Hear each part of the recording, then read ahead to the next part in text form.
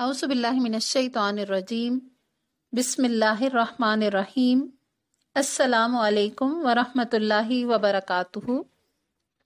آج کی ویڈیو میں آپ کے سامنے خطبہ رحمت للعالمین صلی اللہ علیہ وآلہ وسلم بتایا جائے گا۔ خطبے کے یہ الفاظ جو اس ویڈیو میں آپ کے سامنے آئیں گے یہ صحیح مسلم سے لیے گئے ہیں۔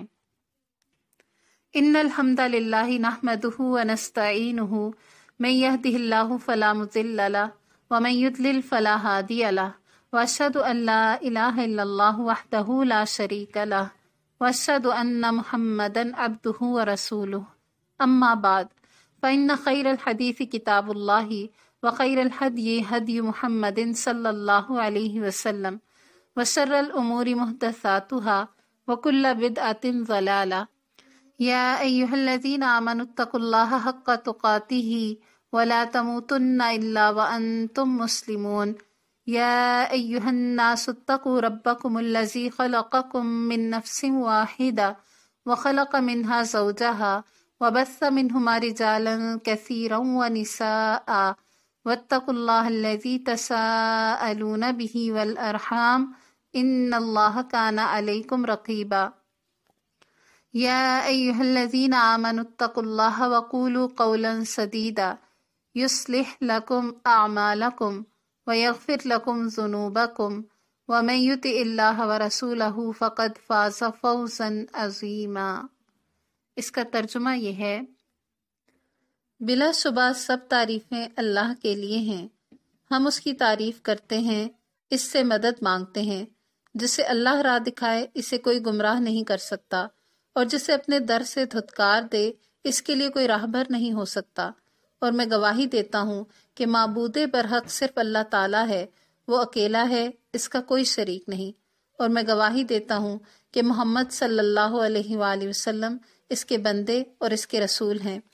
حمد و صلات کے بعد یقیناً تمام باتوں سے بہتر بات اللہ تعالیٰ کی کتاب ہے، اور تمام طریقوں سے بہتر طریقہ محمد صلی اللہ علیہ وآلہ وسلم کا طریقہ ہے، اور تمام کاموں سے بدترین کام وہ ہیں جو اللہ کے دین میں اپنی طرف سے نکالے جائیں، اور ہر بدعت گمراہی ہے۔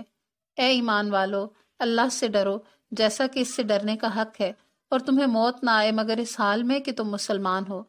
اے لوگو، اپنے رب سے ڈرو جس نے تمہیں ایک جان سے پیدا کیا، اور پھر اس جان سے اس کی بیوی کو بنایا، اور پھر ان دونوں سے بہت سے مرد اور عورتیں پیدا کی اور انہیں زمین پر پھیلایا۔ اللہ سے ڈرتے رہو جس کے نام پر تم ایک دوسرے سے سوال کرتے ہو، اور رشتوں کو قطع کرنے سے ڈرو۔ بچو، بے شک اللہ تعالیٰ تمہاری نگرانی کر رہا ہے۔ اے ایمان والو، اللہ تعالیٰ سے ڈرو اور ایسی بات کہو جو محکم یعنی سیدھی اور سچی ہو۔ اللہ تمہارے اعمال کی اصلاح اور تمہارے گناہوں کو معاف فرمائے گا، اور جس شخص نے اللہ اور اس کے رسول کی اطاعت کی تو اس نے بڑی کامیابی حاصل کی۔ یہ خطبہ نکاح، جمعہ اور عام وعظ و ارشاد یا درس و تدریس کے موقع پر پڑھا جاتا ہے۔ اسے خطبہ حاجت کہتے ہیں۔ اسے پڑھ کر آدمی اپنی حاجت اور ضرورت بیان کرے۔ صوبہ کہتے ہیں کہ میں نے ابو اسحاق سے دریافت کیا کہ آیا یہ خطبہ نکاح ہے یا کچھ اور ہے؟ انہوں نے جواب دیا، یہ ہر ضرورت کے لیے ہے۔ اس خوبصورت خطبے کو پڑھنے اور دیکھنے کے بعد ہم بھی اللہ سبحانہ وتعالیٰ سے یہ دعا کرتے ہیں کہ ربنا آتنا فی الدنیا حسنۃ وفی الآخرۃ حسنۃ وقنا عذاب النار۔ کہ ہمارے رب ہمیں دنیا کی بھی بھلائیاں عطا فرما اور آخرت کی بھی بھلائیاں عطا فرما، اور آگ کے عذاب سے ہمیں بچا لے، آمین۔ جزاک اللہ خیر، والسلام علیکم ورحمۃ اللہ وبرکاتہ۔